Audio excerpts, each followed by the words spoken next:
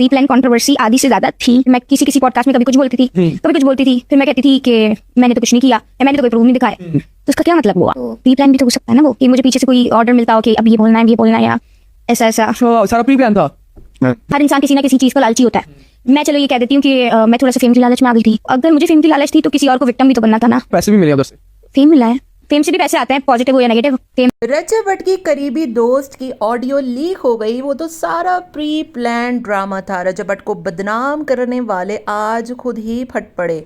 आपको याद होगा एक टिकटॉकर फातिमा खान जिसने आकर रजब भट्ट के ऊपर गलत इल्ज़ामात लगाए कि रजब भट्ट ने मुझे शादी का कहा, रजब भट्ट ने मेरे साथ गलत काम किए, रजब भट्ट ने मुझे महंगे महंगे तोहफे दिए। उस टाइम पर भी रजब भट्ट की वाइफ और उसके साले ने रजब का साथ ना दिया। अफसोस की बात है, रजब लोगों से कहता रहा कि ये गलत इल्ज़ाम है मुझ पर, ये लोग झूठ कह रहे हैं, मैं तो इसको जानता तक नहीं हूँ।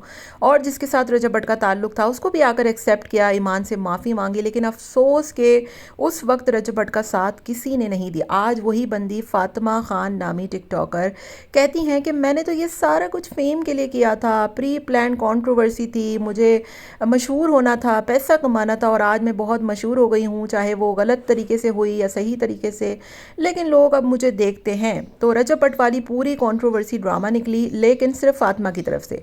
रजब भट्ट ने पहले भी कहा था कि मुझ पर यकीन करें, मैंने ऐसा वैसा कोई काम नहीं किया हुआ, मेरा एक अफेयर ज़रूर था जिसका ईमान को भी पता था और मैं उसको पसंद करता था, लेकिन माँ जी चाहती थी कि मैं ईमान से शादी करूं, इसलिए मैंने ईमान से शादी की। ईमान से माफ़ी भी मांगी गई और सारा कुछ मामला सोशल मीडिया पे आके रखा गया कि ऐसा ऐसा मेरा सीन था। हालांकि रजब चाहता तो उस मामले में भी वो झूठ बोल सकता था, लेकिन वो कहते हैं ना कि वतु इज़्ज़ु मंतशा वतु ज़िल्लु मंतशा, कि अल्लाह ताला जिसे चाहे इज़्ज़त दे और जिसे चाहे ज़िल्लत अता कर दे।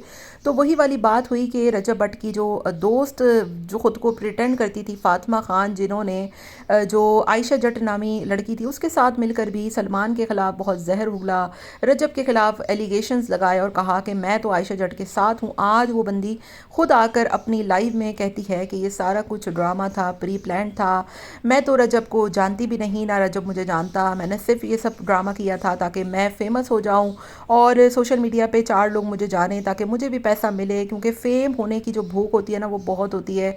मैंने सब झूठ बोला। रजब ने मुझे आज तक एक टॉफ़ी तक नहीं दी, इतनी महंगी घड़ी और दीगर चीज़ें देना तो दूर की बात।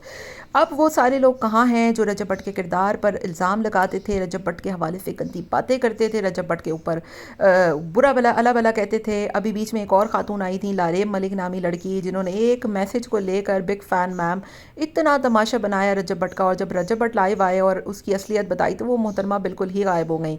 उन्होंने ख़ुद को करोड़पति अरबपति प्रिटेंड किया और उसके बाद कोई वजाहत नहीं दी।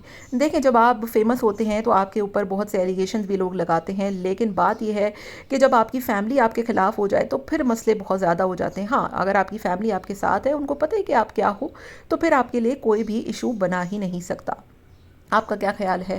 कमेंट में मुझे आप लोगों ने अपनी ही राय का इजहार ज़रूर देना है। रजब भट्ट को मुबारक दूंगी कि आज रजब भट्ट एक मरतबा फिर से सुरखरू हो गए।